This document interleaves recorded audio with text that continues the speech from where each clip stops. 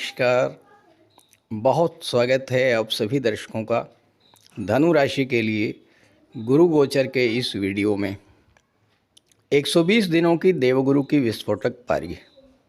जी हाँ, देवताओं के महामंत्री, देवताओं के गुरु देवगुरु बृहस्पति 11 नवंबर 2025 से कर्क राशि में वक्री अवस्था में गोचर कर रहे हैं और 11 मार्च 2026 तक वक्री अवस्था में ही गोचर करेंगे।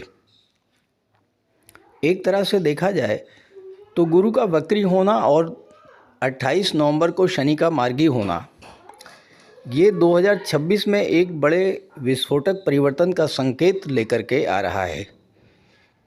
जैसा मैंने शनिदेव के वीडियो में बताया था कि वक्री अवस्था में पाप ग्रह के पाप प्रभाव में वृद्धि हो जाती है और शुभ ग्रह के वक्री होने पर शुभ प्रभाव में वृद्धि होगी। तो शनि जब 28 नवंबर को मार्गी हो जाएंगे तो शनिजन्य कष्टों से राहत मिलनी शुरू हो जाएगी। साथ ही साथ गुरु के गोचर के शुभ फल भी आपको मिलना शुरू होंगे। गुरु ज्ञान और धन के कारक तो हैं ही, धर्म और सत्कर्म के मार्ग पर ले जाने वाले ग्रह हैं। सर्वाधिक शुभ ग्रह की संज्ञा दी गई है देवगुरु बृहस्पति को। गुरु की कृपा के बिना संतान और विवाह के बारे में सोचा ही नहीं जा सकता, क्योंकि गुरु अगर जन्म कुंडली में अच्छे हैं तो योग्य संतान की प्राप्ति होगी, और गुरु अगर जन्म कुंडली में अच्छे हैं तो ऐसा जीवन साथी प्राप्त होगा जो जीवन में हर सुख दुख में आपका साथ दे, क्योंकि गुरु ही विवाह और संतान के कारक होते हैं। गुरु साक्षात भगवान विष्णु के स्वरूप हैं, और अगर आपकी जन्म कुंडली में गुरु अच्छे हैं तो ये समझ लीजिए कि भगवान की विशेष कृपा है आप पर। गुरु हर आपत्ति विपत्ति में आपकी रक्षा करेंगे। बस शर्त ये है कि आप भी धर्म और सत्कर्म के मार्ग पर चलें। गुरु की कृपा आप पर होगी तो भाग्य का साथ आपको मिलता रहेगा और आपके सभी कार्य सुगमता से बनते चले जाएंगे। यही देवगुरु 11 नवंबर से वक्री अवस्था में गोचर कर रहे हैं। वक्री अवस्था में किसी भी ग्रह को चेष्टा बल की प्राप्ति होती है और वो एक भाव पीछे का भी फल प्रदान करता है। तो आइए समझते हैं कि धनु राशि के जातकों को किस तरह का फल प्राप्त होगा गुरु के इस गोचर काल में। ये विश्लेषण आपकी चंद्र राशि के आधार पर किया जा रहा है। तो ये है धनु राशि के जातकों की कुंडली। आपके लग्न के स्वामी हैं देवगुरु बृहस्पति, और देवगुरु बृहस्पति कुंडली के अष्टम भाव में गोचर कर रहे हैं और अष्टम भाव में 11 नवंबर को वक्री हो चुके हैं। ये मैंने 8वें भाव में जे लिख दिया है। जे के मतलब जुपिटर।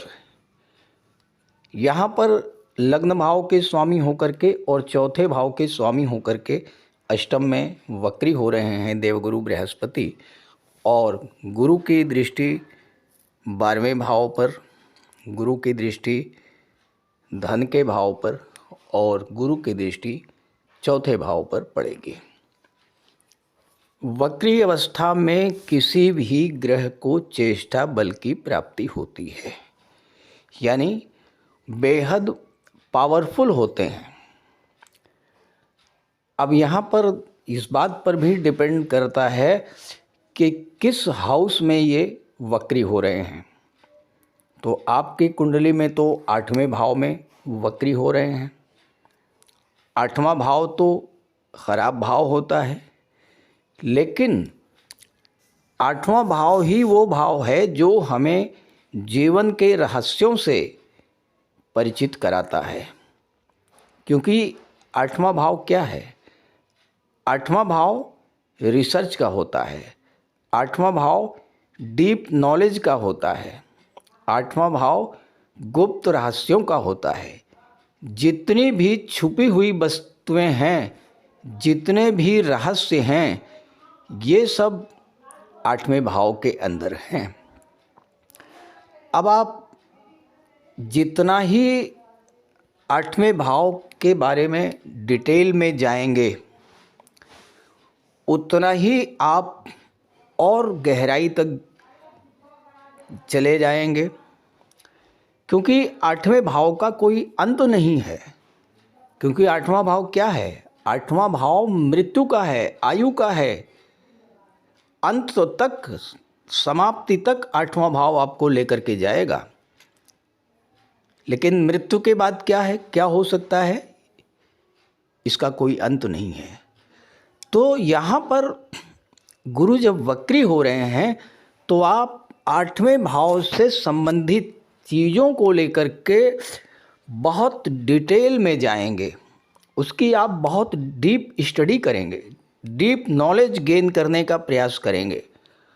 और अगर आप रिसर्च फील्ड में हैं, आप शिक्षा के क्षेत्र में हैं, आप कंसल्टेंसी का काम करते हैं, ज्योतिष तंत्र मंत्र से जुड़े हुए हैं, अध्यात्म से जुड़े हुए हैं, तो ये वो समय है जब इन चीज़ों को बहुत गहराई से समझने का आप प्रयास करेंगे।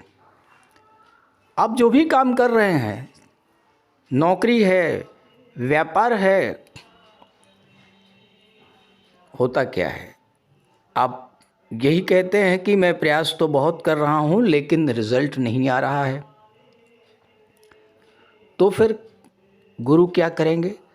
गुरु आपके अंदर वो टेंडेंसी डेवलप कर देंगे कि आप डीप रिसर्च करेंगे अपनी पढ़ाई में, अपने कार्य क्षेत्र में, अपनी शिक्षा को लेकर के, कि कहाँ पर प्रॉब्लम है और कैसे उस प्रॉब्लम को सॉर्ट आउट करेंगे।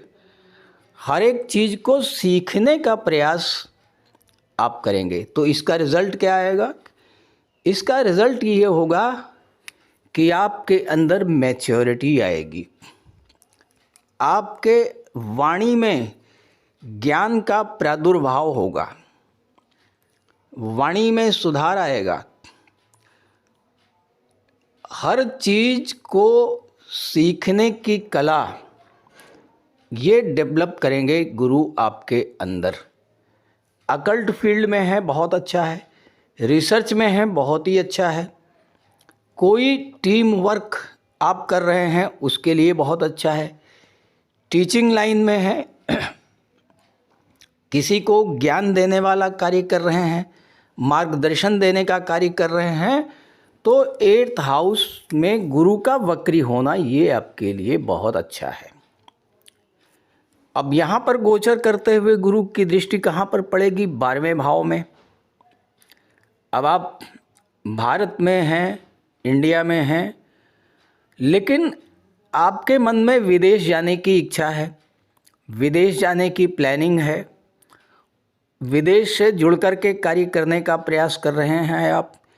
और या फिर आप अगर विदेश में ही हैं और विदेश में कोई प्रॉपर्टी बनाने का मन है आपका, विदेश में घर खरीदने की इच्छा है, विदेश में परमानेंटली सेटल होना चाहते हैं, तो इन सब चीज़ों के लिए गुरु का वक्री होना ये बहुत अच्छा है। अब गुरु की दृष्टि 2nd हाउस पर पड़ेगी। 2nd हाउस जो होता है ये पैतृक संपत्ति का होता है। 12वें भाव पर भी गुरु की दृष्टि जो कोर्ट कचहरी का होता है। तो मान लीजिए कोई आपका प्रॉपर्टी को लेकर के विवाद है और कोर्ट में विचाराधीन है, तो इस गोचर काल में गुरु की कृपा अगर रही और आपकी जन्म कुंडली में गुरु अच्छे हुए तो कोर्ट कचहरी के मामले में आपको सफलता मिल सकती है, प्रॉपर्टी का आपको लाभ मिल सकता है। अब 4थे भाव से गुरु का संबंध बन रहा है, आप विदेश में हैं, अपने घर वापस आना चाहते हैं, तो ये 120 दिन आपके लिए बेहतर है, आप अपने घर वापस आ सकते हैं। अब प्रॉपर्टी वगैरह ख़रीदना चाहते हैं तो उसके लिए भी ये समय बेहद अच्छा है। 3 दिसंबर को देवगुरु वक्री अवस्था में ही ट्रांजिट करेंगे और 7वें भाव में आ जाएंगे मिथुन राशि में, और यहाँ पर 11 मार्च तक वक्री अवस्था में गोचर करेंगे।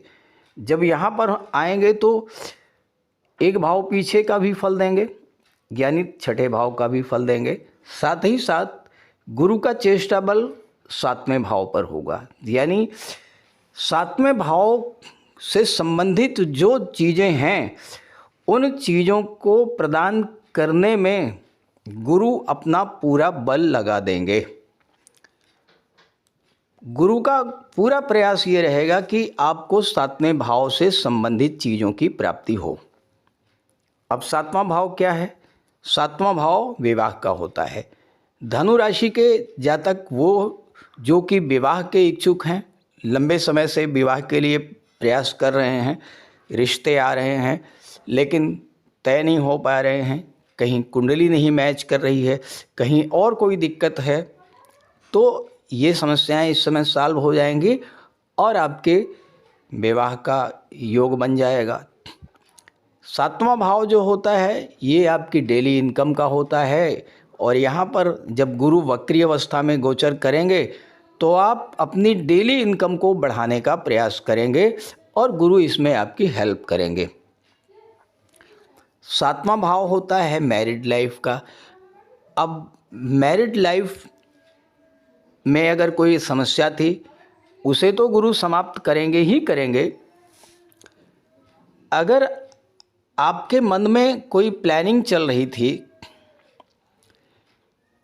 कि अपने जीवन साथी के साथ कुछ कार्य शुरू किया जाए, आपके जीवन साथी किसी जॉब की तलाश में थे या आप अपने जीवन साथी के साथ मिलकर के कोई व्यापार व्यवसाय शुरू करना चाह रहे थे, लेकिन उसके लिए आप कोई शुरुआत नहीं कर पा रहे थे, तो इस समय अगर आप प्रयास करेंगे और गुरु आपकी कुंडली में अच्छे हुए तो आपके जीवन साथी को कोई ना कोई जॉब मिल सकती है और या फिर आप जीवन साथी के साथ मिल करके कोई व्यापार व्यवसाय शुरू कर सकते हैं।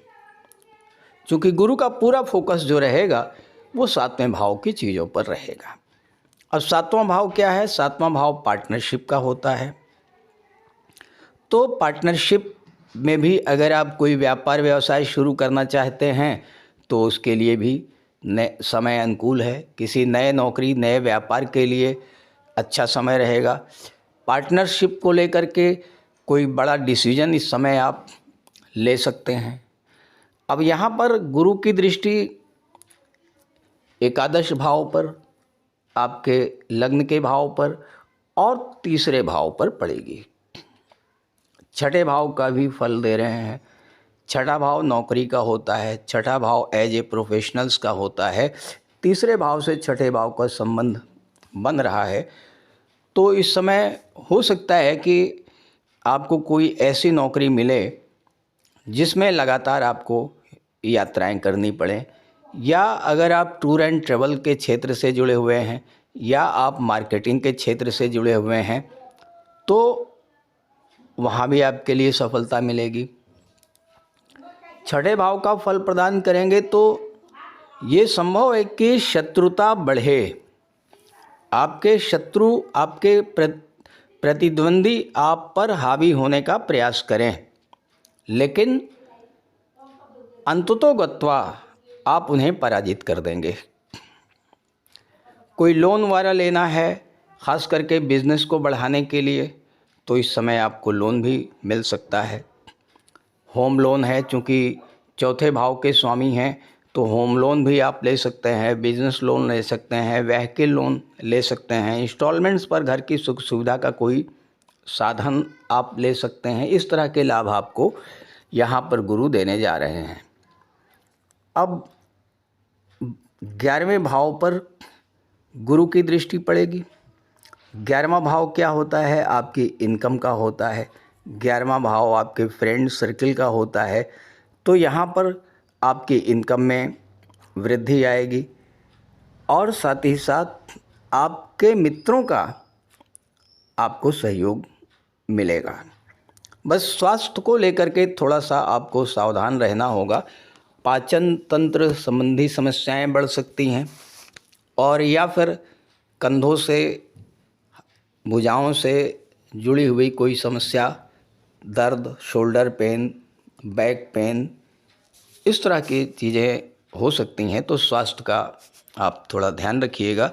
तो कुल मिलाकर के धनु राशि के जातकों के लिए ये गोचर काल, ये 120 दिन आपके जीवन में एक बहुत बड़ा परिवर्तन लेकर के आएंगे। तो इस गोचर का लाभ उठाइए और ये वीडियो, ये जानकारी अपने साथियों को, अपने मित्रों को ज़रूर शेयर कीजिएगा। साथ ही साथ अगर आप अपनी कुंडली की एनालिसिस कराना चाहते हैं, अपने जीवन में चल रही समस्याओं का ज्योतिषी समाधान चाहते हैं, तो इसी वीडियो के डिस्क्रिप्शन बॉक्स में मैंने अपना व्हाट्सएप नंबर दे दिया है। आप वहां पर अपनी समस्या भेज सकते हैं और मैं आपकी समस्या का समाधान प्रस्तुत करने का पूरा प्रयास करूंगा। नमस्कार।